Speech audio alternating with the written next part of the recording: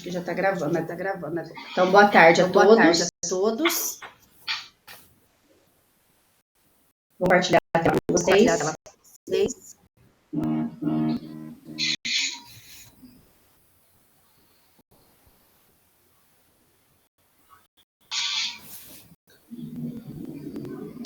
Estou compartilhando aqui a tela da nossa sala do Classroom. Só para mostrar aqui que eu comentei, né, sobre a atividade avaliativa que nós iremos fazer semana que vem.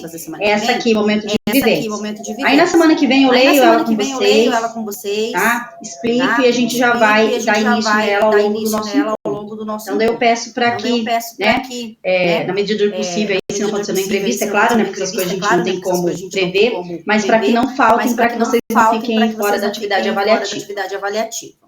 Aqui também, todos os nossos encontros, o que eu faço? Eu coloco os materiais que foram utilizados e já deixo também em anexo como que vai ser a organização.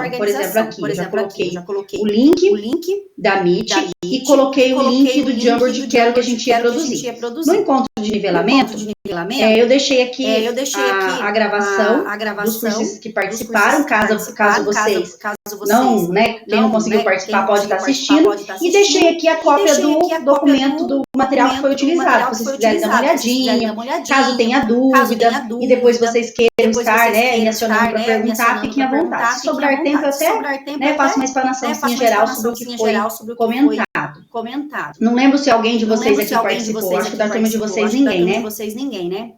E aqui eu participei.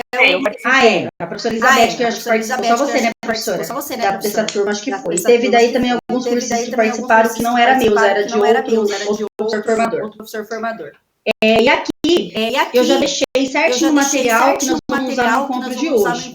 Então já está aqui os slides que eu vou estar abordando. Os 2 slides da aula do SCO que nós vamos analisar no encontro de hoje. Então a atividade será feita em cima desses duas aulas. Nós não vamos ter acesso à trilha ainda hoje. Hoje vai ser as aulas do SCO. Professora Flaviana, eu só vou desativar seu áudio, que ele está ativado, porque senão depois você não pode dar microfonia na gravação, tá bom? Aí eu desativei. Se for usar, tem que ligar ele novamente. E aqui eu já deixei também o link da Meet, do subgrupo que nós vamos usar hoje, e deixei o link do documento que nós vamos responder em grupo, a partir da análise dessas duas aulas aqui, tá? Então, só evidenciando para vocês aonde que está aqui, mas depois, na hora que a gente for fazer o subgrupo, eu compartilho com vocês no chat. Então, vamos para o nosso encontro.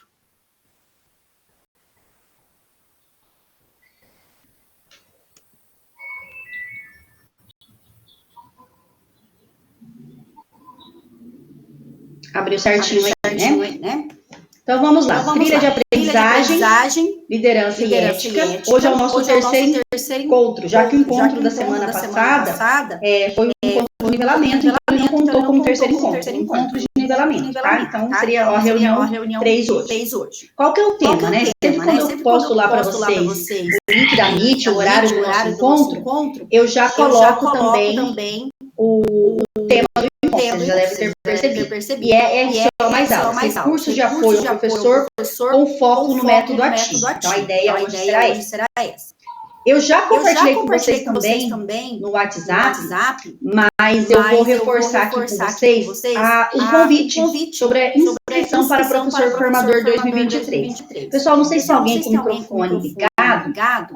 Se tiver, eu vou pedir só para vocês ativar para não dar microfonia na gravação. Porque eu acabei perdendo a gravação de terça-feira numa turma porque deu uma microfonia danada. Na hora que a gente estava fazendo não pareceu, mas depois que eu fui subir a gravação, aí ficou assim, sabe, bem ruim. Aí eu vou usar a gravação de vocês até para compartilhar com os outros cursistas. Quem aqui está afim, animado de fazer inscrição para professor formador? Eu coloquei lá, né, para vocês no início da semana. É um convite que eu gostaria de fazer. Tanto o professor QPM quanto o professor PSS pode fazer inscrição. A diferença é que o edital ali para contratação é diferente. O professor QPM é dentro da carga horária dele. Então, se você tem aí um padrão de 20 horas numa escola, escola, 10 você pega na escola, contando por atividade, é claro, e 10 você pega enquanto professor formador. Então, você vai assumir 3 turmas de professor formador, você tem 2 horas destinadas ao papo formativo, que é onde é feito o repasse dessas informações, e depois 2 horas de atividade, que é o momento que você tem para corrigir o material, preparar o material, fazer a postagem dele. Então, tem hora de atividade também. Para o professor PSS, tem que ler o edital certinho, mas lá você pode pegar as 40 horas na escola de aula, e entretanto você pode também prestar esse serviço como professor formador. A diferença é que você tem que ter, não sei se é MEI, ou ter um outro tipo de forma lá, tá? De compensação de serviço. Então a forma de contratação é um pouco diferente para ser professor formador, mas está aberto tanto para QPM quanto para PSS. Aí qual a oportunidade, né? Quais vantagens, vamos dizer assim? Troca de experiências e compartilhamento de saberes. Eu sou um pouco suspeita a falar, mas é um momento muito gratificante ser professora formadora. A troca de experiências que acontece aqui entre nós, assim, é sem igual. Tem a certificação como docente, 10 horas para atuação, conforme eu comentei com vocês. Vocês têm pontuação para progressão. Também, né? E pontuação para distribuição de aulas. E participação do Congresso de Formadores. Então, entre uma jornada e outra, os professores que são formadores, eles participam de capacitação, né? Aquele período ali que vocês realizam a inscrição, então que vocês ficam sem curso, a gente tem formação. Parte dela é via Meet também, com o pessoal da SED, bem bacana as formações. E temos normalmente de 2 a 3 dias, onde ou é Foz do Iguaçu ou é Curitiba, que é o momento da aquela formação presencial.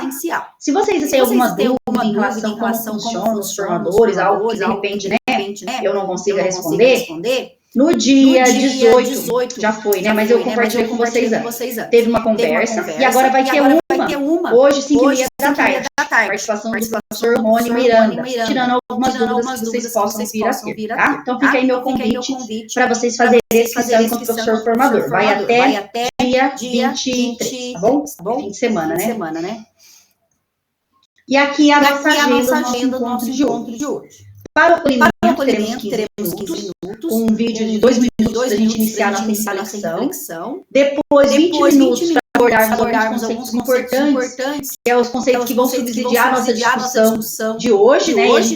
Nós iremos aí compreender quais as dimensões de aprendizagem que são consideradas na trilha, são elementos importantes que vocês vão levar para analisar a aula da NCO. A partir desse momento, vocês vão partir dos subgrupos. Vocês terão ali 30 minutos, depois que eu fizer as divisões ali, para vocês analisarem essas 2 aulas do RCO que estão disponibilizadas, onde eu mostrei no Class. E depois, com base, né, nessa análise que vocês farão, tem 3 questões propositivas para reflexão e 3 questões para vocês responderem. Tá? Em grupo ali, o documento do Docs ali, vocês podem, de forma colaborativa, responder. E depois a gente retoma 20 minutos para poder fazer a socialização das reflexões que vocês fizeram no grupo, tá bom? E para finalizar, nós temos 15 minutos para fazer uma reflexão final das discussões que vocês trouxeram e fazer aquele momento onde vocês fazem a avaliação da aula com o link que eu compartilho. E para a gente fazer ali a foto final para fazer o registro do encontro, tá bom? Então, quais são os nossos objetivos de hoje? Reconhecer a importância do método ativo no desenvolvimento dos objetivos de aprendizagem da trilha. Reconhecer as aulas da RCO como apoio pedagógico para o desenvolvimento da trilha. Avaliar a aplicação da aula da RCO em seu contexto. Então, ali tem já a proposta de mão na massa da aula, tem todo o encaminhamento, mas a ideia é que você, com o seu par, nesse subgrupo, vocês façam um levantamento e as possibilidades dessa implementação daquela aula, daquela forma, ou possíveis adaptação no contexto da aula de vocês, tá? Utilizando o método ativo. Lembrando, né, que quando a gente utiliza um método ativo, quando se fala dentro do contexto das metodologias ativas, não é a ferramenta tecnológica em si que torna aquela aula ativa, que leva um encaminhamento metodológico ativo. Não é esse, tá? A ideia de uma metodologia ativa é quando você coloca o estudante enquanto protagonista do processo de ensino-aprendizagem, coloca ele como parte, o imobiliza. E muitas vezes você pode usar uma ferramenta tecnológica e a sua aula ser tão tradicional ou do que uma aula expositiva com o uso de quadro e giz. E uma aula expositiva com o uso de quadro e giz, conforme a mediação que o professor faz, pode ser muito mais ativa do que o uso de uma ferramenta. Então, é bem importante frisar isso, né? Acho que já está bem claro para nós, mas a ideia do método ativo é quando você coloca o estudante a participar do processo. Então, vamos avaliar a aplicação dessa aula do SCO, ver a viabilidade da aplicação dela e avaliar, né, enquanto um método ativo para a realidade que vocês têm. Aqui a gente vai assistir um videozinho. E eu gostaria que vocês fizessem uma análise, né, desse vídeo, pensando a partir da realidade que nós estamos vivenciando nas escolas, com nossos estudantes, né? Entender o que nós conseguimos perceber a partir desse vídeo, com as experiências que nós temos lá com os nossos estudantes. O que o vídeo vai mostrar, assim, né, a grosso modo? Ele vai mostrar que nós estamos todos aprendendo. Né, que nós podemos, para que nós aprendamos cada vez mais, nós temos que contar com a colaboração dos nossos pares, escola, né, com a equipe coletiva, até mesmo com nossos estudantes. E que o momento de aprendizado, ele é mútuo, né? Então, da mesma forma que eu estou aqui trazendo algumas informações que podem ser novas para vocês, eu também estou recebendo informações que são novas para mim. Então, essa troca de experiência. Então, essa troca de experiência também deve ser propiciada no ambiente da sala de aula. Em outros momentos, né, o nosso estudante, muitas vezes, ele dá aquele insight naquilo que a gente ficou batendo, muitas vezes, quando o colega senta do lado e fala, aqui. Fala, verdade, agora entendi o que o professor falou, né? Então, muitas vezes, essa troca de experiência se dá entre os estudantes também. E esse vídeo vai mostrar esse homem que só fica com a mão no bolso, né? Ele não percebe as funcionalidades que a mão dele tem, até que ele descobre, daí se despertar na vida dele.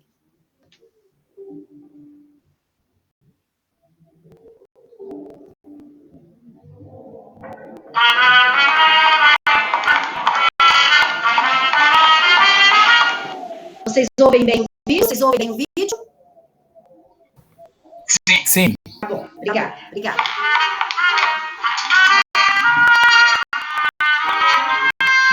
Mas ele tá sem som, Marcela, desculpa. O vídeo tá sem som? Tá. Para todo mundo? Sim. Ué? Sim. Então, eu vou compartilhar diferente. Tá, peraí.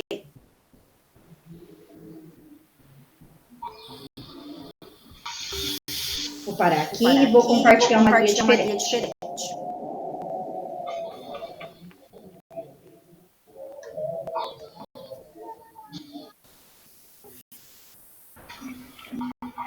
Aí, vou desativar meu microfone para não dar interferência.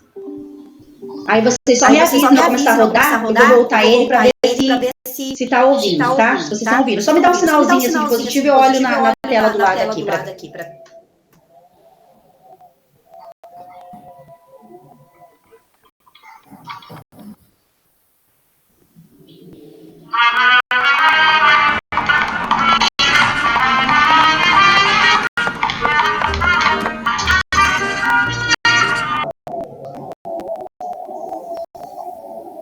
Quais as reflexões que nós conseguimos fazer a partir desse vídeo com o contexto e as realidades com nossos estudantes?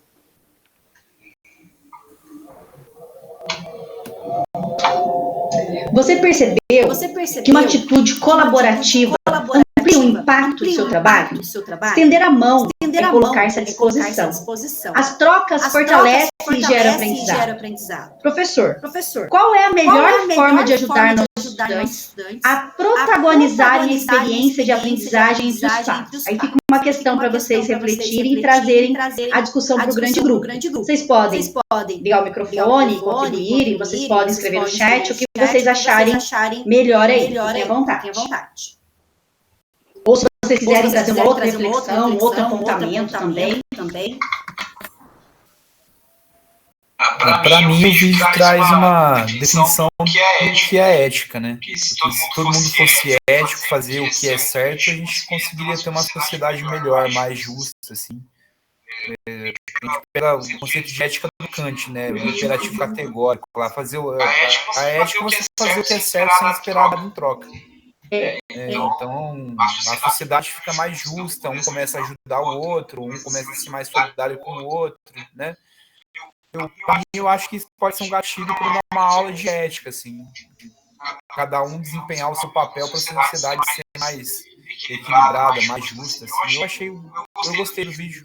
Dá pra gente fazer ela com gatilho para ter uma aula de ética em filosofia, né? Ótima reflexão, professor. Isso que você comentou, eu ainda comentava ontem com meu filho dentro do carro. A gente indo para a escola, e daí mais um caso de feminicídio, né? Falando no rádio. E eu aproveitei a oportunidade para conversar com ele. Falei, olha, filho, né? Se todo mundo dentro da sociedade respeitasse o outro, né? Colocasse em prática a ética, como você colocou, né? Eu usei até um do mandamento lá, respeitar o outro, amar. Então, assim, se todos nós respeitássemos uns aos outros, tratasse o outro como nós gostaríamos de ser tratado, nós não teríamos feminicídios, nós não teríamos racismo, nós não teríamos homofobia, né?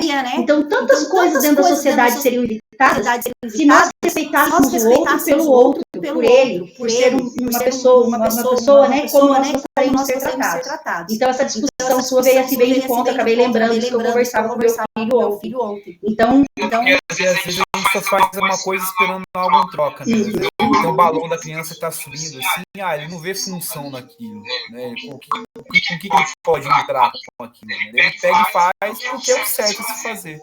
Isso é ética, né? E na nossa sociedade, né, isso é raro acontecer, né?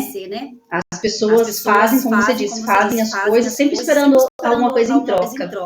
Né? Nossos alunos, professor, isso vai valer nota? Não, vai valer conhecimento. A nota é uma consequência, né? Então, a sociedade ela é construída em dar lá, toma cá. E o que acontece com as pessoas, né? Elas não se importam com o outro. Pode falar, professor Gilberto. Então, aí também tem o conceito da diferença, né? É você ser alheio ao que está ocorrendo no seu entorno. Isso faz com que a gente tenha uma sociedade cada vez mais individualizada, né? Cada um pensando apenas em si. E lá na frente, quando você precisa do outro, aí que vem o problema. É o exemplo ali, né? Bem pequenininho, passa, né, por cego, né? Para ver qual a reação do outro, né? Então, é preciso a gente estar atento a essa diferença. Hoje a gente parece que banalizou, né? As pessoas morando na calçada, debaixo da ponte, a gente passa por ali, passa por cima e às vezes não tem nenhum sentimento. Então, é muito perigoso a gente perder esse sentimento de humanidade, né, com o outro. Por que aquela pessoa está aí na calçada? Será que é por vontade dele, né? Qual que é a origem de tudo isso? E que a gente vê isso cada vez crescendo mais, né? Cada vez mais as pessoas sendo jogadas, né, ao redor, na rua, e as pessoas passam sem uma piedade, né? Sem um sentimento, né? Isso é muito perigoso, né? Então, pensar essa questão também de indiferença, essa falta de humanidade, preciso resgatar a linguagem, os valores humanos, né? Cada um está apenas preocupado com o seu quinhão, né? E então esse mundo aí de competição aí competitivo, né? É muito perigoso. Só pensar em você, no eu e não no nós, né? Então a gente tem que começar a pensar no nós um pouco, olhar para os lados, tentar perceber que as pessoas também têm sentimentos, né? E a gente de repente assim dá uma guinada, porque da forma como a humanidade está hoje, né, caminhando, é muito perigoso. Extremamente perigoso, né? Nunca teve tantas pessoas com tantos problemas, né, de ansiedade, depressão, como nós estamos vivendo nos últimos tempos. E você, professor, tocou num ponto bem interessante, né? Aquele final do vídeo, quando ele quer causar, porque o vídeo ele mostra dois momentos. O primeiro momento, onde ele toma posse dele mesmo, o poder que ele tem nas mãos, né? Quando ele consegue, ele usa suas mãos para parar o carro, ele percebe quantas coisas boas ele pode fazer com as mãos. E depois ele quer causar aquele mesmo sentimento que ele teve no outro, quando ele vê o outro tendo a mesma postura que ele tinha anteriormente, escondido do seu potencial, né? Porque quando ele coloca as mãos no bolso ali, a gente pode analisar como sendo o potencial que nós temos dentro da sociedade, enquanto indivíduos, quantas coisas nós podemos fazer, basta querer, né? Nesse sentido. E daí ele vai lá e olha, e ele se finge de cego justamente porque ele quer ver a reação do outro, assim como despertou aquele sentimento nele em poder fazer, em poder ser. Bem bacana a colocação de vocês. E na educação nós temos um problema hoje, é que aquela educação afetiva, né, hoje ela se tornou perigosa, né, ao tocar no ombro do outro, se fazer o outro sentir, né. Às vezes tem um aluno ali em sala que está cabisbaixo e tal, e quando o professor chega, dá um toquinho no ombro, às vezes é um lance assim de, estou preocupado com você, né, o que está acontecendo. E hoje é perigoso fazer isso, né, então devido a essa afetividade, ela acabou sendo assim dificultada. A gente fica até com medo, né? Com medo, exatamente. Às vezes tocar no nome do aluno, conversar, o que está acontecendo, por que essa desmotivação, né? Tem que se manter uma certa distância. Então, isso aí tudo acaba dificultando o relacionamento professor e aluno, no caso. E o quanto que é importante nessa educação afetiva e os perigos também hoje em dia. E você comentando isso, eu me recordei de um fato que aconteceu há pouco tempo comigo. Eu entrei na sala com um aluno do ensino médio, primeiro ensino médio, e eu fui, ele assim, deitado na carteira, né? Eu não sei se estava chorando, estava com dor de cabeça, que eu estava dormindo, deitado. Aí eu cheguei, só coloquei a mão no ombro dele, assim, daí deu umas batidinhas, o que está acontecendo, né? Porque às vezes se machucou, às vezes tá com dor de cabeça, sei lá, né? Não vou iniciar minha aula com o aluno lá no fundo deitado na carteira. Gostaria de saber o que estava acontecendo. Daí duas batidinhas no ombro dele, ele olhou assim e falou, não me toca. Falei, meu Deus do céu, né? Eu até levei susto, porque não me toca. Eu falei, tá bom, não te toco, mas o que tá acontecendo, né? Tô com sono. Então vai lá, lava o rosto, toma água e volta. Então é bem complicado mesmo essa situação. Mais alguém gostaria de comentar? Alguma coisa? Professora Elizabeth, pode falar. Vou comentar um caso que aconteceu na sala de aula hoje. Pode comentar. Eu estava na disciplina de projeto de vida e eles estavam fazendo trabalho sobre líderes. E eles dividiram em grupos e o grupo de uma menina não veio, mas ela veio, trouxe o cartaz, só que ela estava sem voz. Aí, na chegada na apresentação, aí eu até falei para a turma, gente, a colega não pode apresentar, ela está sem voz. Aí o aluno falou assim, não seja por isso, ela segura o cartaz e eu apresento, eu leio para ela. E eles não esperavam isso, daí teve vários voluntários, a menina ficou muito emocionada, porque até ali ela viu que ela teve ajuda para fazer a apresentação. Então, ela fez o trabalho. E é como você comentou, né? Então, a maneira que a gente está se distanciando deles. E, às vezes, como o professor também comentou, como a gente caminha com nossos alunos, às vezes você pega no sexto, no sétimo, depois você pega no primeiro, você conhece o aluno. E você chega em sala, você vê se ele está bem ou não está. Esse dia, quando eu entrei em sala também, tive um aluno que eu olhei para ele, eu falei, está acontecendo alguma coisa? Ele falou, não. Aí, daqui a pouco, eu olhei novamente para ele estava em pânico em sala de aula. Aí, como não tocar? Eu tive que tocar para tirar ele para fora. Ele estava em pânico dentro da sala. E a gente não sabia se era na sala, se era alguma coisa de casa, mas dá todo aquele movimento. E esse ano nós tivemos problema com um professor na escola que, sem querer, realmente tocou no aluno, e o aluno abriu uma sindicância. Então, eu fiz assim, dois desafios, o que eu ia fazer? Só toquei 2 vezes no ombro dele e ele falou, não toque em mim, mas eu não toquei, falei, desculpa, né? Só queria saber se você estava bem. Aí ele pegou, falou, tudo bem, vai lavar o rosto, vai dentro, tomar água, mas assim, dá medo, realmente, vocês levantaram um ponto que é receoso. A gente, né, não sei vocês, mas eu estudei numa época que tinha essa educação afetiva com os meus professores. E, é lógico, de uma forma assim, né? Mas isso a gente tem que tomar muito cuidado hoje, né? Mas a afetividade está em você perguntar se o aluno está bem, né? Você perguntar se está acontecendo alguma coisa como você fez. Isso é uma educação afetiva, se preocupar. Porque a gente vê muito a questão, né? Isso sempre teve em discussão, mas hoje se preocupa muito com a nova BNCC, a ideia do sujeito enquanto ser integral. Hoje a gente vai ver, né, a questão cognitiva, a questão do ser, do fazer. Então, é todo um contexto. O estudante, ele não é só um ser cognitivo, ele é um ser afetivo, emotivo. Então, é todo um conjunto que vai propiciar a aprendizagem ou não, né? Então, isso faz parte. A gente se preocupa com isso, porque a gente sabe que quando a gente não está bem, as coisas não fluem. Então, e para o estudante que estão nessa fase aí de pré-adolescente, de adolescente, que é toda uma confusão de hormônios, de incertezas, de dúvidas, de angústias, né? E se ele não tiver, imagina, a aprendizagem não acontece. A gente sabe disso, né? A grande maioria de nós estamos na sala já há alguns anos, e isso é um fato. Pode falar, professora Elizabeth? Eu de novo, né? Eu e minhas experiências. Não, pode falar, pode falar. Eu tenho no terceiro ano uma menina que ela tá com alguns problemas de saúde. Então, ela às vezes vem, às vezes não vem. Aí esse dia eu sentei, tinha dado um trabalho para eles de atividade, sentei em frente dela e a gente começou a conversar, a dialogar. E fomos assim, conversando. Falei para ela, se você quiser contar, você fala. Se você não quiser, você não fala. E fomos falando algumas experiências.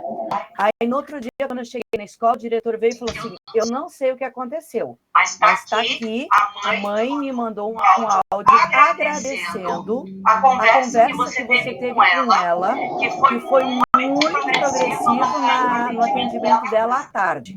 Ele falou assim, então, não sei o que aconteceu. Aí eu falei, a gente só conversou. Ele falou, mas aí tá aí a diferença. Parou para conversar.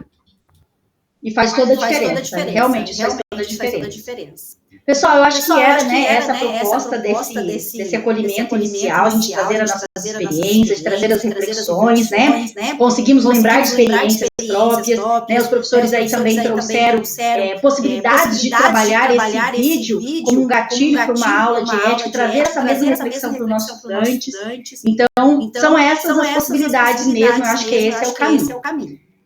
E a ideia é por onde começar, né? Todo esse processo pelos objetivos de aprendizagem. Então, a gente já customizando aí, articulando como que a gente iniciou na nossa discussão, na nossa reflexão agora de acolhimento, tudo isso que nós fazemos na sala de aula, seja o conteúdo sistematizado, seja essa educação afetiva, seja a preocupação que nós temos com o estudante enquanto ser integral, nosso objetivo é a aprendizagem dele, né? Seja do conteúdo sistematizado, o crescimento enquanto pessoa mesmo. Então, nós temos esse foco desse objetivo de aprendizagem. Então, é bem importante lembrarmos, né, sobre as discussões referentes ao planejamento reverso. Não sei se todos aqui têm conhecimento do que seria o planejamento reverso. Então, brevemente, assim, a grosso modo, o que seria esse planejamento reverso? Esse planejamento reverso, gente, nada mais é do que começar pelo fim. Então, no caso, a definição do planejamento reverso é começar pelo fim. Bom, como assim, Marcela, começar pelo fim? Nós temos que saber o que nós queremos com o nosso estudante, objetivo de aprendizagem.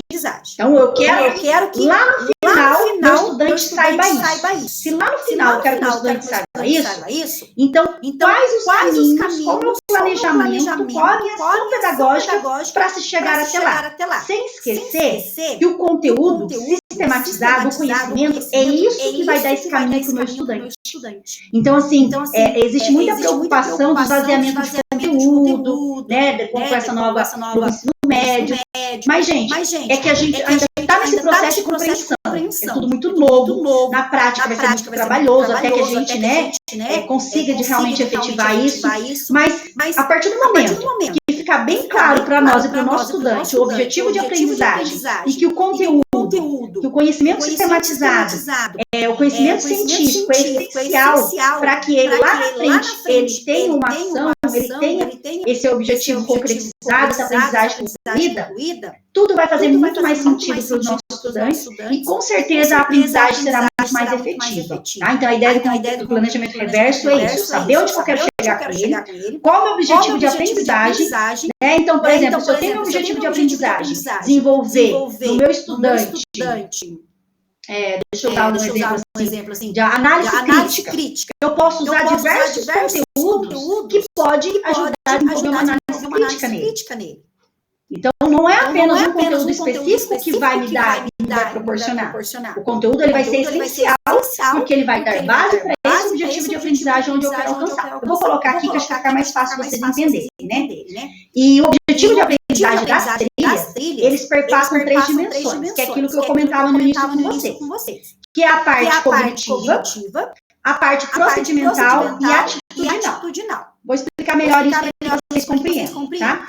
Então, a parte cognitiva é o saber, né? Que vai reunir os princípios científicos para a aprendizagem daqueles conceitos dentro da filosofia, da sociologia, né? Da química, da história, conceitos essenciais, né? O conhecimento sistematizado. O procedimental é aquele que é o fazer, que ele vai englobar todas aquelas estratégias, as ações, para desenvolver aquelas habilidades que serão proporcionadas pelo conhecimento científico. E o atitudinal, que é o ser, que é aquilo que eu quero que meus estudantes consigam fazer com aquele conhecimento sistematizado na prática dele. Né? Então, associada à postura, condutas, frente a situações do cotidiano, que é aquilo que a gente quer, né? Desenvolver um estudante mais ético, mais responsável, mais crítico, que exerça a consciência de sua cidadania, que compreenda politicamente enquanto não política, mas que seja um ser político, né? Que tenha noção desses conceitos que ele vai usar lá na sua vida prática. Então, esses 3 elementos, essas 3 dimensões, elas estão presentes dentro do objetivo das trilhas de aprendizagem. E elas vão contribuir para a transformação dos conceitos teóricos na realidade prática. Que muitas vezes, ou a maioria das vezes, isso fica muito solto para o nosso estudante. Aquilo não faz sentido para ele. Um exemplo, para de repente ficar mais fácil para vocês compreenderem aqui, né? Então, o objetivo da trilha de aprendizagem é, perceba que a parte roxinha é o saber, azulzinho é o fazer e a rosa é o ser. Então, fica assim o objetivo, tá? Compreender a importância de diferentes linguagens para aplicá-las em diversas situações comunitárias na difusão de novas ideias, propostas ou soluções. Então, perceba que no próprio objetivo já envolve a parte cognitiva, procedimental e atitudinal, um conjunto. Tá? Não sei se ficou claro, se vocês querem que eu repita. Tudo bem até aqui? Me dê um alô aí. Tudo bem, gente? Depois, esses conceitos que nós estamos discutindo, isso vocês vão levar lá para a reflexão das 2 aulas do NCO que vocês vão discutir, tá? Então, por isso que eu gostaria que ficasse assim, bem claro para vocês. Bom, vamos discutir esse não seria conceito, mas esse mapa mental sobre o método nutricional. Deixa eu abrir o outro aqui já também para vocês, né? Então, nós temos aí 2 mapas mentais que trazem a definição do que é um método tradicional e do que é um método ativo. Olhando aí esses 2 mapas mentais, o que vocês conseguiriam dizer para mim sobre essa diferenciação entre um e o outro? Qual a primeira coisa assim, que vocês batem o olho e falam, olha, está diferente. Muda. O que vocês teriam para dizer? Qual a primeira impressão? Olha, aqui muda isso aqui. No método tradicional para o ativo. Vocês conseguem evidenciar? Está nítido para vocês? Entre o professor e o aluno. Isso. Que o aluno, no método ativo, ele está no centro, não o professor. Ele está no centro, né? Aí a gente já poderia, olhando assim, já fazer uma crítica, né? Como assim o aluno no centro, né? A gente, em outros momentos, até discutimos sobre a questão de muitas informações que os alunos têm, que os nossos estudantes têm, que eles não conseguem sistematizar isso, que o conteúdo, né, as informações científicas está muito solto. Então, assim, eu colocaria, a Marcela colocaria o aluno no centro, mas o professor ali, né, juntamente com o aluno, porque o professor, ele tem um papel tão importante quanto, ou até mais, eu diria, que no método tradicional. Porque no método ativo, o aluno está no centro. E para que o aluno esteja no centro do processo de aprendizagem, é muito importante essa base sólida, esse direcionamento. O professor ele tem que direcionar de forma muito assertiva esse caminhar no processo de aprendizagem. Então, nós temos ali no método tradicional o professor enquanto centro, ele detentor das informações do conhecimento, né? Normalmente se preza pela memorização, tal qual o professor tem repassado para eles. A aula é estritamente expositiva, nada contra a aula expositiva, tá, gente? mas desde que seja uma aula com mediação, com discussão, com participação, que abra possibilidade para os estudantes trazer as experiências deles também, assim como a gente faz o nosso grupo de estudo, né? É muito importante, o grupo de estudo não acontece a nossa formação se não tiver a participação de vocês. Ele é pensado de uma forma que possa ser construído com as experiências que vocês trazem. Então, todo o direcionamento do nosso encontro, ele vai sendo construído com a participação de vocês. E é assim que é o método ativo. É dar a oportunidade, aquele momento de você refletir, de você trazer suas considerações, é o que vai trazer a aprendizagem. A questão também o estudante apenas como espectador, o estudante apenas como reprodutor, né, a reprodução, também apagadinha aqui para mim, e como transmissão, apenas como transmissão. Então, o que nós temos aqui? Um processo de ensino. Mas será que a aprendizagem ela acontece? Ela pode até acontecer, porque tem pessoas que aprendem apenas ouvindo. Entretanto, estudos, eu não vou saber dizer agora o nome do autor, que eu não me recordo, mas tem um autor que traz exatamente colocando como que é a forma em que as pessoas mais aprendem, não é só estudantes, as pessoas no geral. Ensinando é a forma que mais se aprende, fazendo. Se você é assim, que só ouvindo é uma pequena porcentagem. Ou seja, eu posso aprender, eu gosto de aprender copiando, mas não copiando uma coisa pronta, mas eu sintetizando, né, eu organizando as minhas ideias na caneta. Essa é uma forma que eu gosto de ouvir, mas eu preciso também fazer alguma coisa. E ensinar, gente. Ensinando é a melhor forma. Acho que quem mais aprende na escola é o professor, né? Porque ele aprende, ele vai remodelando a aula dele de tanto que ele ensina aquilo. E por isso que é tão importante a gente usar métodos que colocam nossos estudantes quantitativos. Aprendizagem de pares, aprendizagem espiral, trabalho em grupo, sistema de rotação por estações. Deixa eu lembrar mais uma vez. Se vocês tiverem, lembrarem alguma metodologia ativa aí, podem falar, tá? Pode colocar no chat, pode no microfone. Deixa eu ver se eu lembro mais alguma agora aqui. Sala de aula invertida, né? Os seminários. Então, assim, são uma série de metodologias que prezam pela participação dos estudantes. Aí, assim, que a gente coloca ele como no centro, né? Ele fazer também, é o fazer que vai dar o protagonismo para ele, né? A participação dele, vai desenvolver competências. O professor dá um pouco mais de trabalho para o professor, né? Porque a ideia de você mediar todo aquele processo, então não é algo simples, mas ao mesmo tempo é algo prazeroso. E depois que isso vai sendo incorporado à sua prática, enquanto professor, de utilizar as metodologias ativas, você vai percebendo, né, que os resultados são melhores, que os resultados são mais efetivos. E daí já não é mais uma coisa que é trabalhosa, é uma coisa que é prazerosa, uma coisa que se envolve, você consegue envolver mais os estudantes e torna menos maçante as aulas. No sentido assim, né, de gerar maior desempenho dos estudantes. Alguma contribuição? Posso passar adiante? Querem falar? Fique à vontade. Posso passar?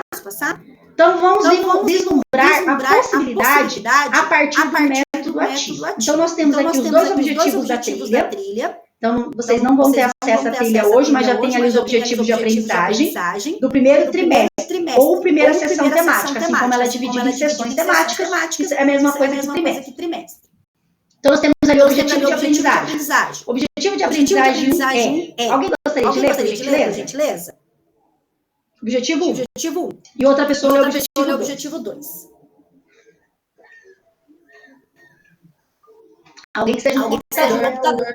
Porque no celular fica filmadinho, né? Pode falar. Quem vai ler? Pode ler, professora Angélica. Obrigada. Estou pensando de ouvir. Tá, estamos escutando bem. Conhecer os principais estilos de liderança e as habilidades necessárias àqueles que lideram para identificar a importância da ética nas relações que envolvem a liderança. Quer ler o segundo também? Pode ser. Compreender o conceito de liderança como um fenômeno social que envolve relações de poder, para a promoção de relações interpessoais, empáticas e responsáveis. Então, esses são os dois objetivos de aprendizagem, tá? São desenvolvidos paulatinamente por meio de um conjunto de aulas, cada uma com seus respectivos objetivos, né? Então, vou explicar melhor isso para vocês.